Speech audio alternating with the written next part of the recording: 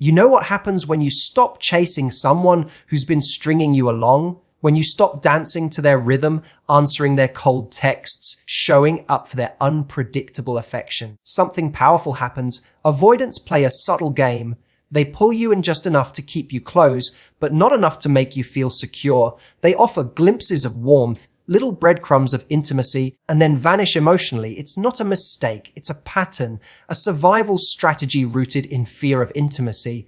And if you're not aware of the game, you'll think you're the problem. But here's the truth. When you stop playing, they notice. When you stop replying to inconsistent messages, when you stop begging for clarity, when you stop trying to fix something they won't even admit is broken, they feel it. At first, they may pretend not to care. They may even double down on the distance. But underneath that facade is confusion, discomfort, and fear.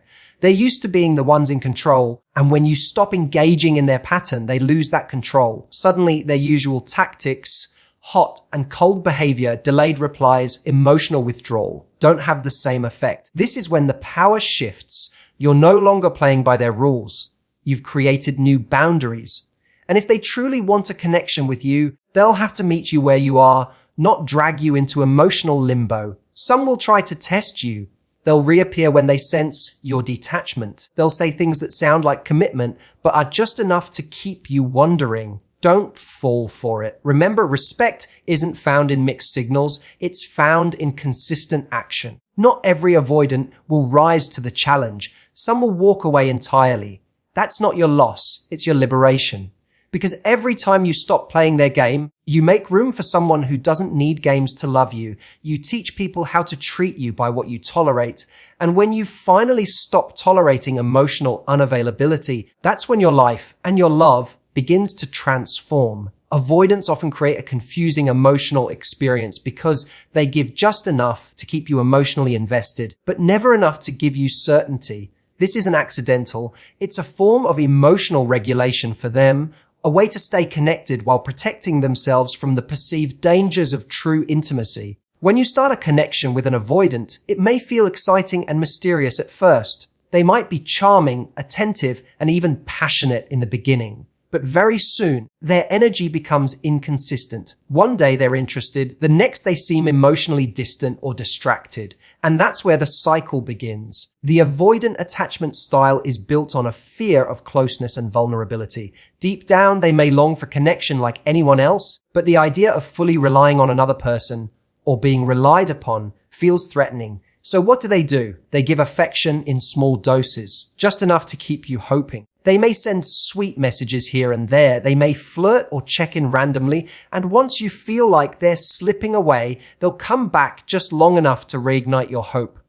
And then they pull away again. This intermittent reinforcement is powerful. It creates a psychological loop similar to gambling. You never know when the next reward is coming, so you stay invested, hoping for that next hit of attention, validation, or intimacy. This is how you end up feeling like you're constantly trying to earn their love. You start questioning yourself. You wonder if you're too much, too clingy, or not good enough. You begin to doubt your instincts. Because every time you express a need or ask for clarity, they retreat. Instead of getting the reassurance you deserve, you're left with silence or defensiveness. So over time, you learn to suppress your needs just to keep them close. You stop bringing up how their behavior hurts you. You shrink your voice. You adjust your expectations. And slowly, you lose yourself in the process of trying to keep the relationship alive. Avoidants rarely articulate what they're doing, but their behavior speaks volumes. The reason they give affection in these carefully measured ways is because they don't want to be fully alone, but they also don't want to be fully open. They want the connection without the responsibility. They want attention without obligation. They want closeness, but only on their terms. And when you don't understand this, it's easy to believe the problem is yours. That if you just do more, love harder, stay patient, or give them space, things will change. But nothing changes because the game is designed to keep you guessing. That's the only way the dynamic works for them. This creates an exhausting emotional experience for you. You're constantly in a state of hyper-awareness, reading between the lines of every message, trying to decode their silence, searching for meaning in their sudden attention or their cold detachment. Your emotional energy becomes wrapped up in analyzing someone who won't give you clarity. And what's worse, because they give you occasional warmth, it becomes hard to walk away. You hold on to the good moments as proof of their potential, believing that if you just try harder, you'll get more of that side of them.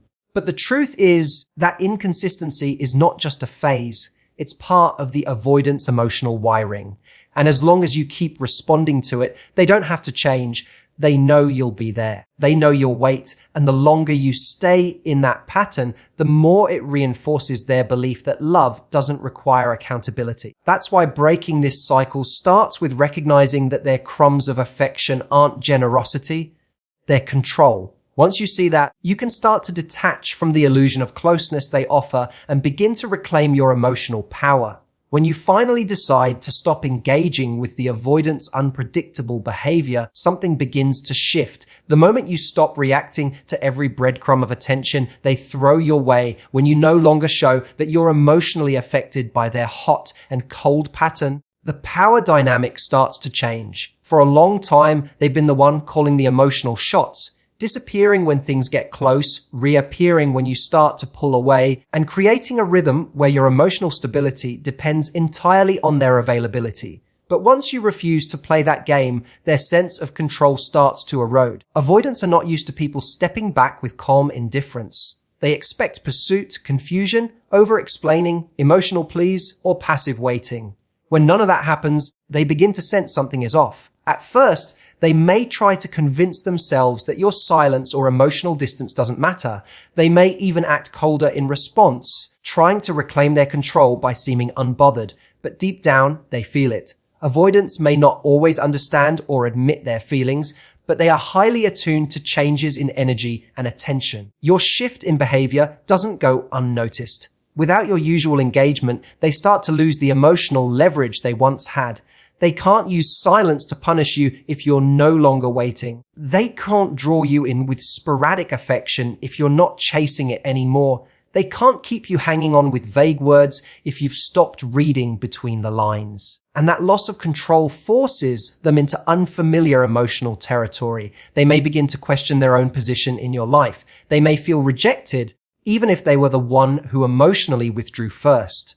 This is the irony when you stop playing their game. They often feel like you're the one who's become avoidant. That's how disoriented they become when the power shifts. For someone with an avoidant attachment style, emotional control is a form of protection. They don't just fear closeness, they fear the vulnerability and unpredictability that come with emotional intimacy. So when they lose control, it doesn't just bother them, it threatens their carefully constructed emotional armor. That's why they often respond with confusion, resistance, or even subtle attempts to reassert control. They might send a message out of the blue to check in.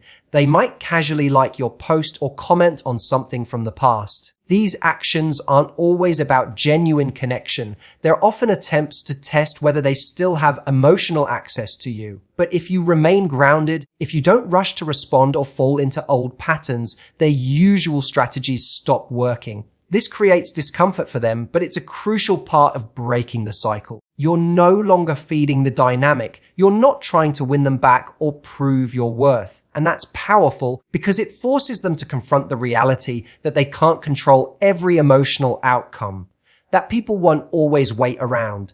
That affection isn't something they can ration out without consequences. This doesn't mean they'll instantly change or come running back with clarity. Some avoidants might simply walk away, unwilling to face the emotional vulnerability required to truly connect. But others may begin to reflect. They may recognize, sometimes for the first time, that your disengagement is a direct result of their inconsistency. That losing you wasn't about you giving up too soon, but about them refusing to show up fully.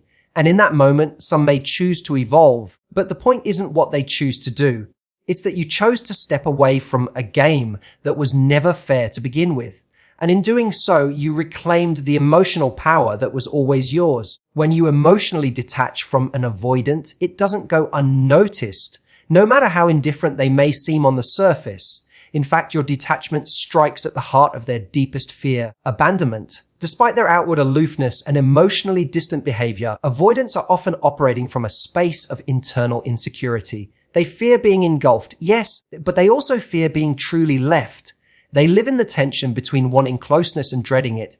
So when you suddenly remove your emotional energy, stop seeking validation, and withdraw your investment, it doesn't just confuse them, it destabilizes the entire framework they've built to feel emotionally safe. Avoidants tend to see themselves as the one in control. They're used to others adapting to their moods, waiting patiently through their silent spells, and doing the emotional labor of maintaining the connection. So when the script flips, when you're no longer emotionally available on their timeline, it throws them off balance. Even if they once acted like your attention was too much, the absence of it creates a void. They start to notice the difference. The quiet feels louder. Your lack of reaction begins to stand out in sharp contrast to what they were used to. That change in dynamic often triggers their fear of losing the emotional control they held, and more importantly, it reactivates their fear of not being needed. They may begin to question your emotional state. Are you over them? Are you talking to someone else? Are you finally realizing your worth and leaving them behind? These are the thoughts that might start spinning in their mind, even if they don't say them out loud.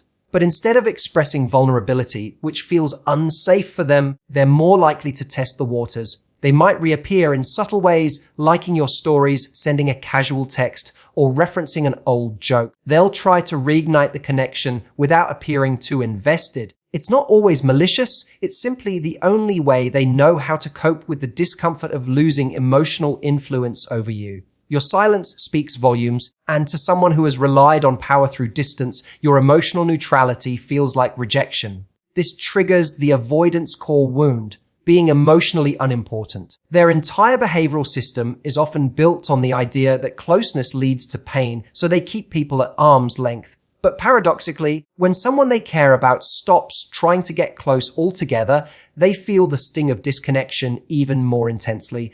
That's when the cracks in their emotional armor start to show. They may even begin to mirror anxious behaviors, overthinking, obsessing, or trying to regain your attention, because suddenly they are the one unsure of where they stand. But instead of directly asking for reassurance, most avoidants will fall back on familiar patterns. They might re-engage through charm, or even provoke you to react emotionally again, because that means you still care. Your emotional detachment disrupts the dynamic they once felt safe in, and that triggers both confusion and fear. The paradox is clear. They don't want full emotional closeness, but they also can't tolerate feeling emotionally invisible. So your shift into self-focus, your decision to stop playing the game, places them in an emotionally vulnerable position they didn't anticipate. This is why so many avoidants become more present once you start detaching. Not necessarily because they're ready to grow, but because they feel the loss of emotional power. They want the feeling of being wanted back,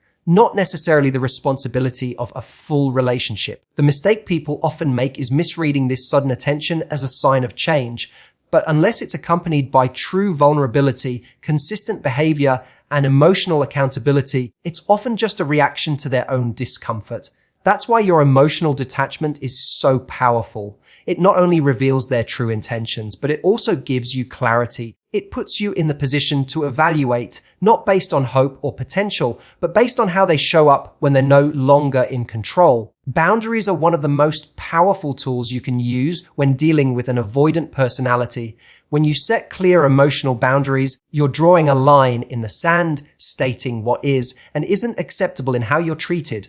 Avoidants are often not challenged in this way. Many people who interact with them tend to tiptoe around their distance, try to accommodate their unpredictability, or stay quiet in hopes that they'll eventually open up.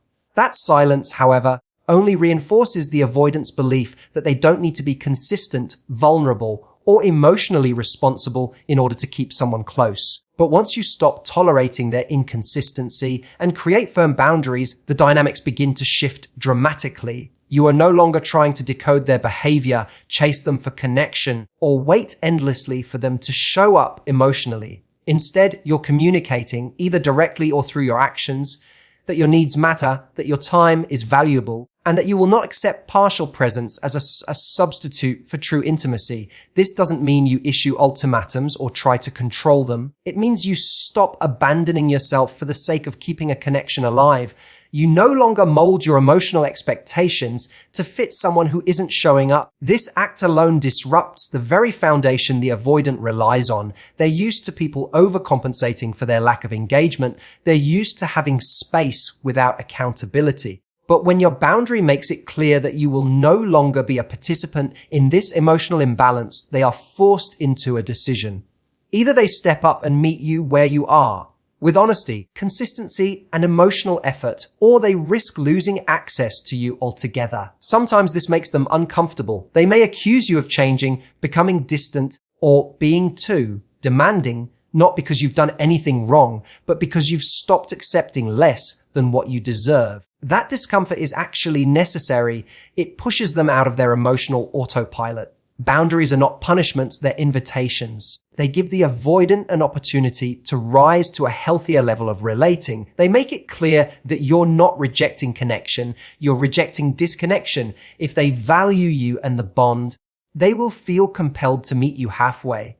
But if they don't, then their inaction tells you everything you need to know.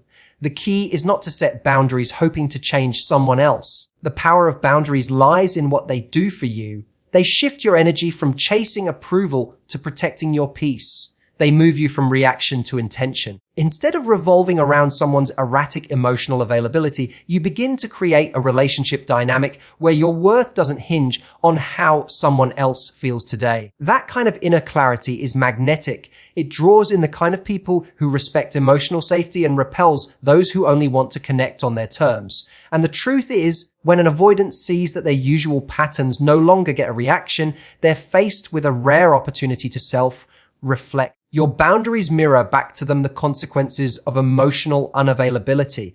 They begin to realize that presence isn't optional if they want to be close to you. That love is not a game of withholding and rewarding, but a mutual exchange of respect and intention. You stop playing the part of the emotionally over-functioning partner, and they are left with a choice: evolve or exit. Not everyone will choose growth, and that's okay. Your job isn't to fix or rescue someone from their emotional patterns. Your job is to protect your own well-being and create space for a love that doesn't need games to survive. And when you do that, you stop being a participant in someone else's emotional dysfunction and become the author of your own peace.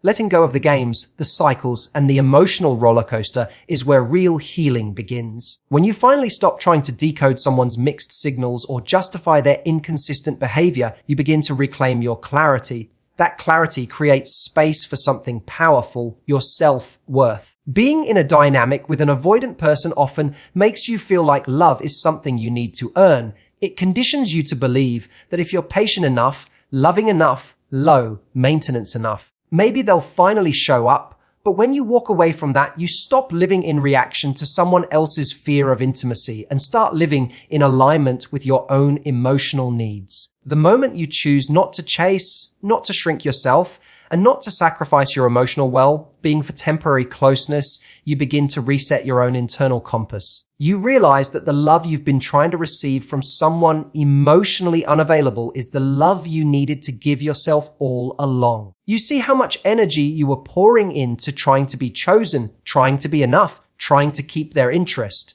when the real question was never about your worth, but about their capacity to connect. Healing doesn't come from another person changing their behavior. It comes from you deciding that your peace is non-negotiable, that your needs are valid, that your boundaries aren't too much, and most importantly, that being deeply loved should not come at the cost of your emotional safety. When you stop engaging in emotional games, your nervous system begins to settle. The overthinking calms down. The constant anxiety about whether they'll text back, whether you said too much, whether they're pulling away again, it all begins to fade. What takes its place is a quiet but undeniable sense of empowerment. In that space, you begin to redefine love for yourself. You understand that real connection doesn't feel confusing. It doesn't require you to guess someone's intentions or constantly negotiate for their attention.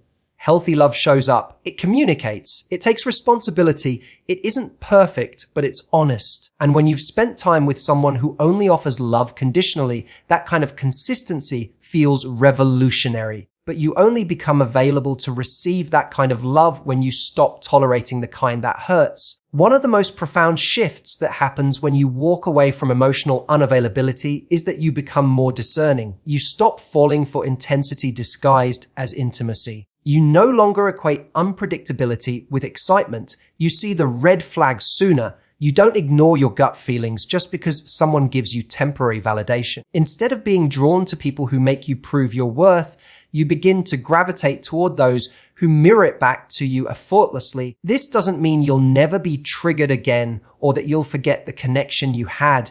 Emotional attachments don't disappear overnight. But with distance and reflection, you start to see that what you were missing wasn't them. It was the feeling of being seen, heard, and chosen. And once you realize you don't have to sacrifice yourself to get those things, you become free. Free to love from a place of fullness instead of lack. Free to be with someone who doesn't make you question your value. Free to stop playing roles just to fit into someone else's fear-based version of love. That freedom is where healing takes root. It's where self-respect flourishes. It's where you begin to create a new story, not based on someone else's wounds, but based on your own growth. And from that place, the love you attract will look completely different because it will reflect the wholeness you found when you finally stopped playing the game. So, if you've ever found yourself trapped in the exhausting cycle of loving someone who pulls away the moment things get real, understand this: it was never about you not being enough. It was about them not being emotionally ready. And the longer you stayed in that game, the more it cost you your peace, your clarity, and your self-worth. But the moment you stopped playing, that was the moment you began to win. Not by changing them, but by choosing yourself. Walking away from emotionally unavailable people isn't weakness. It's strength. It's the strength to say, I deserve more than confusion. I deserve more than breadcrumbs. I deserve presence, not patterns. I deserve real love. And from that decision comes a powerful transformation. Because every time you stop accepting emotional games, you raise your standards. You teach people how to treat you, and you make space for the kind of connection that doesn't leave you guessing. Never forget, you are not here to chase clarity from someone who runs from their own emotions. You are here to receive love that feels safe, secure, and mutual. So hold your boundaries, stay rooted in your truth, and know that the right person won't need to be chased, fixed, or figured out. They will come as they are, ready, willing, and emotionally available. And they will recognize the strength it took for you to walk away from what wasn't love so you could finally find what is. Thank you for listening. If this message spoke to your heart, know that it was meant for you. Healing from these kinds of patterns isn't easy, but every step you take towards self-respect is a step toward real connection. Stay strong, stay grounded, and don't lose faith in love. Just raise your standards for it. Until next time, take care of yourself. And remember, you are not hard to love. You were just trying to love someone who couldn't receive it. Thank you.